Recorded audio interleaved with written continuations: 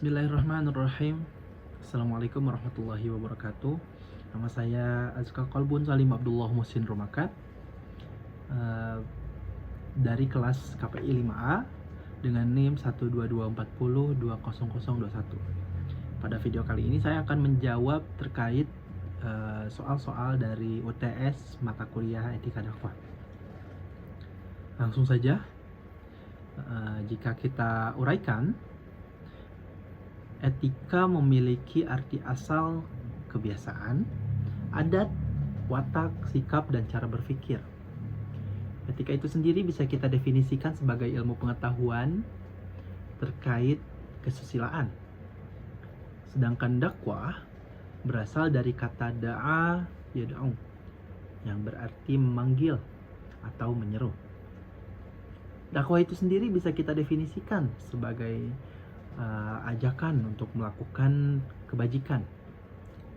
Maka jika kita simpulkan, etika dakwah adalah tata krama dan kesopanan dalam berdakwah, baik dalam segi berpakaian, berucap, dan juga berperilaku.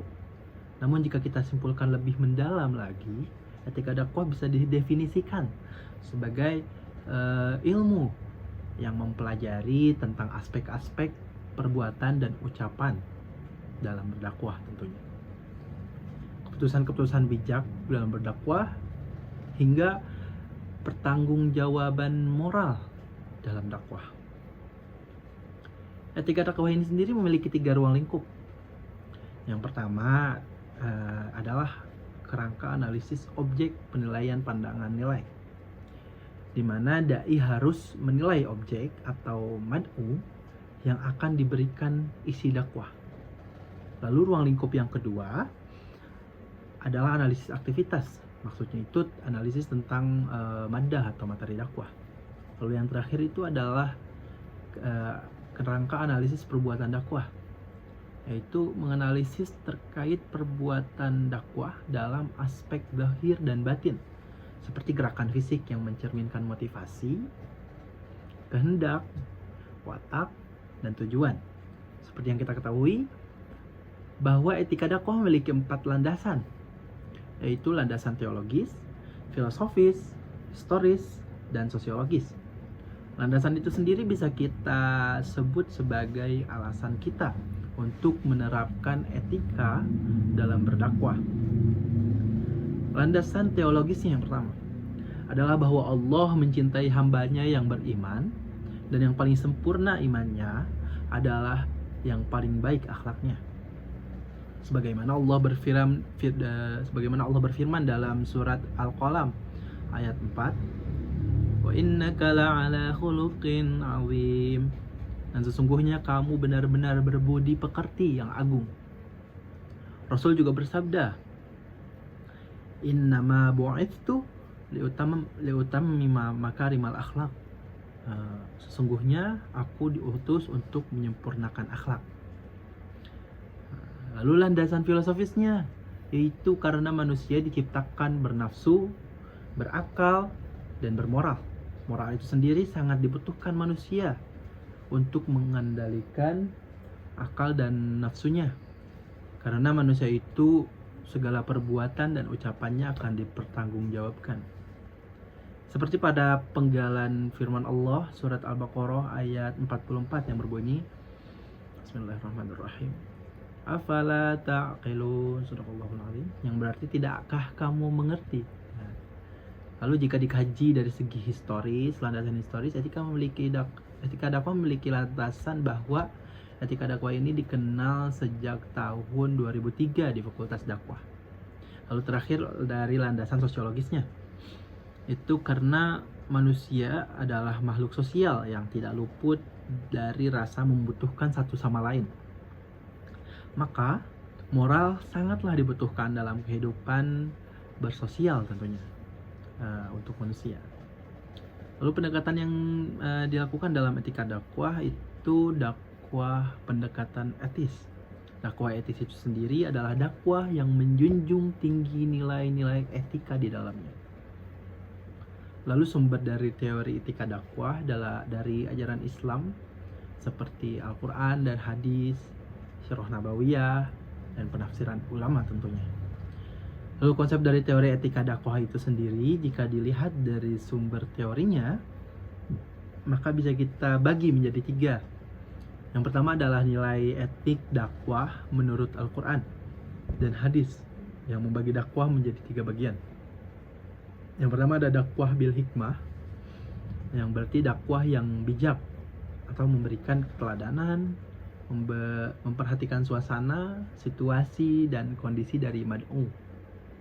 Lalu ada dakwah bil mau'izah, yang berarti mau'idhah, dakwah dengan tutur kata yang lembut, menghindari sifat sinis dan kasar, dan juga tidak menyebut-nyebut kesalahan atau menghakimi seseorang akan kesalahannya.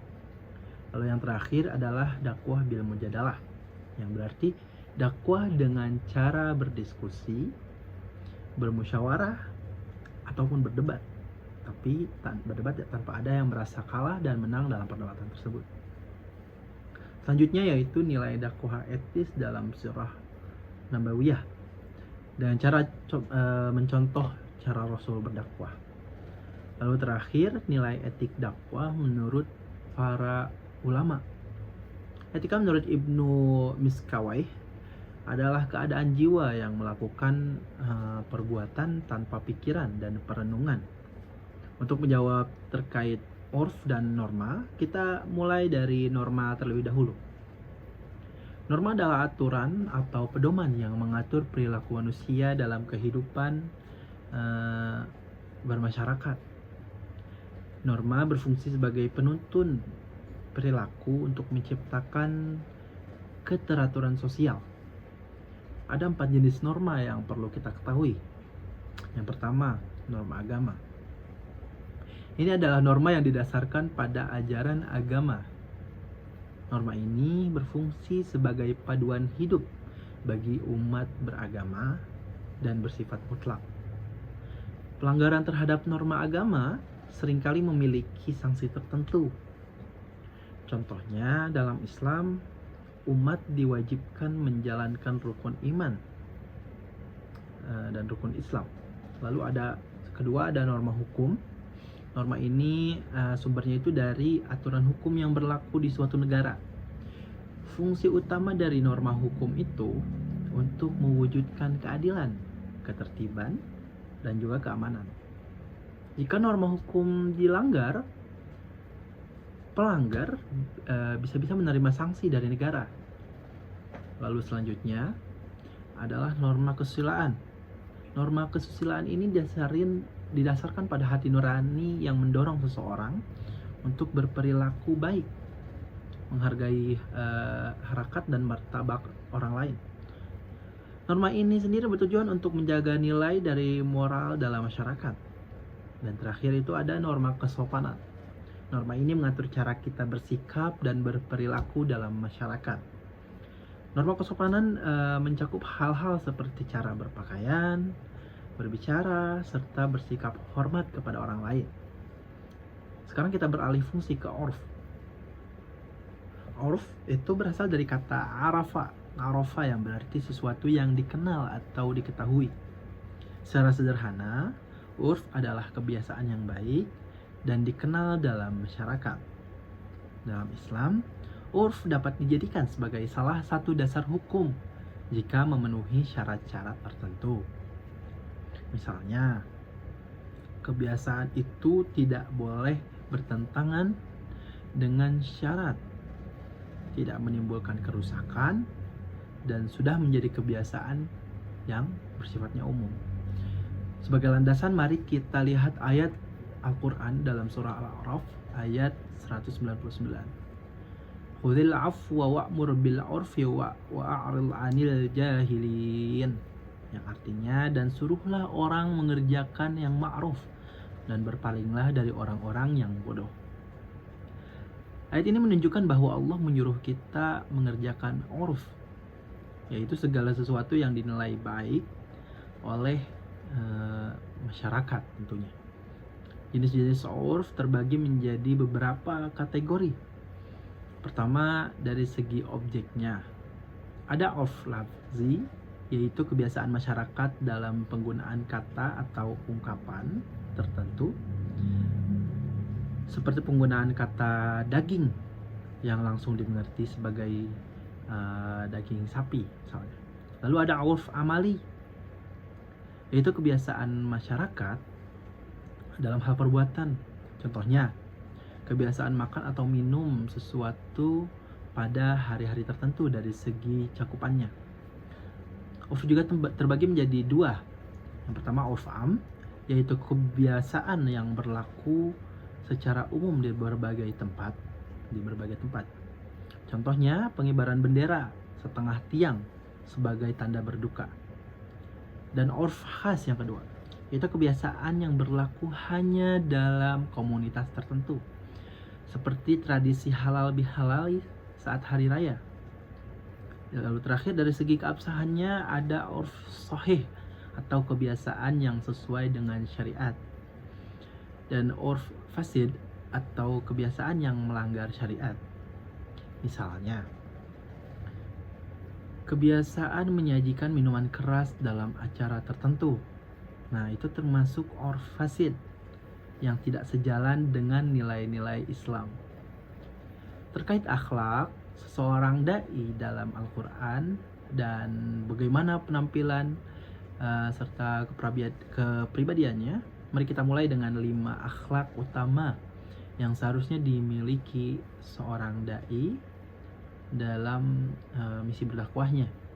Yang pertama itu ucapannya harus sesuai dengan tindakannya. Al-Quran mengingatkan kita dalam surah As-Saff ayat 2-3, mengapa kamu mengatakan sesuatu yang tidak kamu kerjakan? Amat besar kebencian di sisi Allah bahwa kamu mengatakan apa-apa yang tidak kamu kerjakan. Nah, itu isi artinya. Seorang dai harus bisa menjaga keselarasan antara perbuatannya dan ucapannya. Lalu yang kedua adalah berkata dengan lemah lembut, seperti dalam surat Ali Imran ayat 159. Jelaskan dalam surat itu yang artinya, maka berkat rahmat Allah engkau berlaku lemah lembut terhadap mereka. Seandainya engkau bersikap keras dan berhati kasar, tentulah mereka akan menjauh dari sekitarmu. Nah, artinya seorang dai harus lembut, sabar, dan pemaaf dalam menghadapi orang lain. Lalu yang ketiga tadi, rendah hati. Dalam surat Al-Furqan ayat 63 disebutkan, hamba Tuhan yang maha pengasih adalah mereka yang berjalan di atas bumi dengan rendah hati, dan apabila orang yang bodoh menyapa mereka dengan kata-kata yang menghina, mereka mengucapkan salam. Seorang dai tidak boleh sombong, dan dia harus bisa membalas hinaan dengan kata-kata yang baik. Lalu keempat, yaitu berani memohon maaf dan bermusyawarah. Seorang dai itu sudah seharusnya meminta maaf dan memohon ampun untuk umatnya serta bermusyawarah sebelum mengambil keputusan. Ini mengajarkan bahwa seorang dai itu harus melibatkan orang lain dalam urusan penting agar dakwahnya bisa diterima dengan lebih baik di masyarakat. Dan terakhir yang kelima, bertawakal atau menyerahkan urusan kepada Allah setelah melakukan usaha. Dalam surat Al-Imran ayat 159 mengajarkan bahwa setelah membuat keputusan, seorang dai harus bertawakal karena hanya Allah yang mengatur hasil akhirnya. Selain memiliki akhlak yang baik, penampilan dan kepribadian dai juga berperan penting dalam keberhasilan dakwahnya. Penampilan dai terdiri dari 2 bagian. Yang pertama, penampilan fisik dan juga penampilan luar, seperti pakaian dan karakteristik fisik. Harus rapi dan sopan, karena penampilan yang baik dapat membuat mad'u atau pendengar lebih mudah menerima pesan dakwah yang disampaikan. Seorang dai harus merawat fisiknya dengan berolahraga, mengatur pola makan, memperhatikan pakaian, agar terlihat rapi dan sesuai dengan audiensnya. Dan yang kedua, penampilan batin atau kepribadian dai tersebut.